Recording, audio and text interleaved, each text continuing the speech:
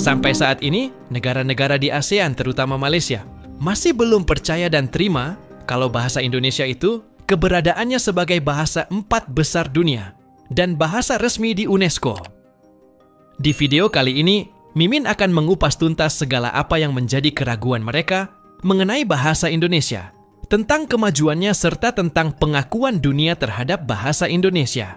Sebagai informasi bahwa bahasa Indonesia beberapa tahun yang lalu telah diakui oleh UNESCO sebagai salah satu bahasa resmi konferensinya.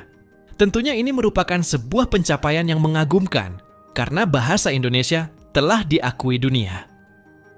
Apa saja sih faktor penting yang menjadikan bahasa Indonesia bisa diterima sebagai salah satu bahasa internasional yang digunakan pada sidang umum UNESCO? Untuk kesempatan pertama saya berikan kepada Pak Ari terlebih dahulu. Kita adalah negara multi etnik, multi suku, multi bahasa, tapi kita punya satu bahasa yang bisa mempersatukan kita semua, yaitu bahasa Indonesia. Dan ini kita semua tahu sudah dimulai sejak Sumpah Pemuda tahun 1928 sendiri. Dan bagi sebuah bangsa yang sifatnya multi etnik, keberadaan unsur pemersatu itu sangat penting, terutama dalam proses pembentukan bangsa atau nation building-nya sendiri. Keberadaan unsur pemersatu dalam konteks ini adalah bahasa Indonesia bisa menimbulkan identitas yang sama, rasa sepenanggungan, dan rasa kepemilikan bersama atau common ownership itu di antara orang-orang Indonesia sendiri. Dan ini kan ada sesuatu yang unik di Indonesia itu. Kita dijajah Belanda, tapi kita menggunakan bahasa Indonesia sebagai bahasa pemersatu. Indonesia itu dikenal diplomasinya sebagai diplomasi yang mengedepankan dialog, moderasi, mengedepankan persamaan. Kasarnya kita tuh nggak cari berantem gitu lah kita. Andai kata saya bisa buat perumpamaan di sekolah ya, Indonesia itu adalah anak baik, rajin belajar, menghormati guru, rankingnya bagus, mengerjakan PR gitu kan. Kita bukan anak yang suka melakukan perundungan lah, kira-kira seperti itu. Kalau saya bikin analoginya ke lingkungan sekolah.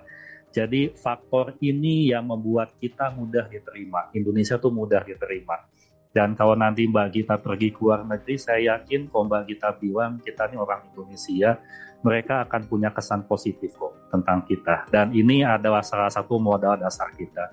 Kalau dalam bahasa diplomasi namanya ada soft power kita. Ini yang menyebabkan ketika kita mengusulkan bahasa Indonesia di UNESCO pun tidak menjadi masalah. Perjuangan ada, tapi alhamdulillah negara-negara lain dapat menerima proposal kita. Dari Pak Ari sangat komprehensif ya. Saya menambahkan bahwa bahasa Indonesia ini sebagai bahasa Indonesia, sebagai bahasa nasional untuk negara dengan penduduk 270 jutaan. Ini adalah power yang kuat yang pasti setiap, paling tidak dari pengalaman pribadi, setiap saya menyampaikan itu selalu orang kagum gitu ya. Oh, betapa powerfulnya bahasa Indonesia menyatukan orang yang tinggal di jauh di pulau-pulau terpencil. Bahasa Indonesia tetap dipakai sebagai bahasa sehari-hari, bahasa komunikasi yang menghubungkan ya, sebagai lingua francanya. Nah, ini telah menjadi sebuah unsur penting yang berkontribusi terhadap pengakuan bahasa Indonesia. Nah, kemudian selain itu bahasa Indonesia menjadi bahasa kerja di Republik Indonesia, digunakan untuk komunikasi termasuk dalam pendidikan, akademik, pemerintahan, bisnis, budaya, dan komunikasi sehari-hari di seluruh negeri. Dan selain itu, saat ini dengan jumlah penduduk 270 juta lebih jiwa, penduduk terpadat keempat di dunia, bahasa Indonesia digunakan oleh sekitar 3,3% populasi penduduk dunia, karena memang jumlah penduduk kita yang cukup besar. Nah, ini semua mempunyai menjadi faktor penting kenapa bahasa Indonesia perlu dilirik begitu ya oleh lembaga dunia seperti UNESCO dan kemudian tentunya oleh bangsa-bangsa di dunia. Pastinya ini tentu ada alasan yang mendalam Mengapa UNESCO mengakui bahasa Indonesia? Ayo kita simak penjelasannya dari Kemendikbudristek berikut ini.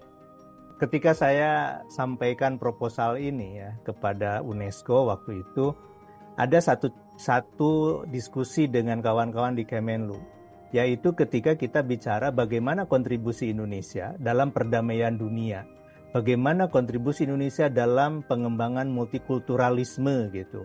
Nah, ini adalah poin-poin yang kita angkat di dalam proposal kita, dan itu menjadi penekanan ketika saya diminta menjelaskan apa sih maksudnya bahasa Indonesia mau dijadikan bahasa sidang umum UNESCO ini karena apa gitu. Nah, saya jelaskan ya, selain sejarah bahasa Indonesia yang unik seperti tadi disampaikan oleh Pak Ari ya, kita tidak memilih bahasa Jawa tapi bahasa Melayu ya. Melayunya juga bukan Melayu standar beneran gitu karena menjadi bahasa Melayu pengantar.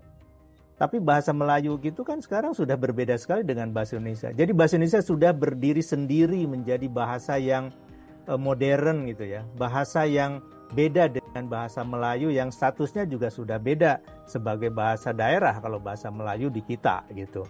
Nah, tidak semua bangsa punya pernyataan dalam konstitusinya yang menyatakan bahasa negaranya itu apa. Tapi bahasa Indonesia dalam pasal 36 dinyatakan sebagai bahasa negara. Nah, ini seperti Amerika saja gitu kan tidak menyatakan bahasa Inggris sebagai bahasa negara. Nah, bahasa Indonesia menyatakan itu adalah politik negara yang sangat menakjubkan. Kemudian ada Undang-Undang 24 2009, ada peraturan pemerintah. Ini kita bahas semua, bagaimana posisi bahasa Indonesia di kita.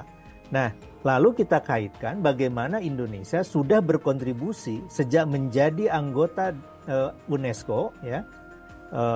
Itu sekitar di awal-awal tahun pendirian UNESCO kan Indonesia sudah menjadi anggota gitu. Nah, bagaimana kontribusi Indonesia? Nah, ini di dalam mewujudkan kerukunan gitu ya. Seperti tadi oleh Pak Ari dikatakan soft power diplomasinya jalan gitu Indonesia ini gitu. Nah, karena tadi menjadi anak baik yang tidak suka bikin repot orang lain gitu ya. Nah, ini yang kemudian dijadikan tanya jawab gitu ya dengan mereka gitu. Dan alhamdulillah pertanyaan-pertanyaan mereka ya kita jelaskan dan sangat dipahami. Akhirnya mereka, oh begitu ya, ini Indonesia memang unik ya katanya gitu. Walaupun ada juga pertanyaan, bagaimana nih dengan bahasa Melayu hubungannya itu. Lalu saya jelaskan bagaimana konteks bahasa Indonesia dan bahasa Melayu itu. Dan yang menurut saya juga penting untuk diingat ya, di dalam resolusi UNESCO itu, resolusi nomor 42C, itu disebutkan bahasa Indonesia. Ya, recognition of bahasa Indonesia, bukan Indonesian language, tapi bahasa Indonesia. Ini untuk menegaskan bahwa bahasa Indonesia itu adalah nama dari bahasa ini, begitu ya. Dan itu sudah masuk ke dalam dokumen UNESCO gitu ya sebagai organisasi resmi PBB. Seperti itulah alasan mengapa bahasa Indonesia mendapatkan pengakuan resmi dari UNESCO.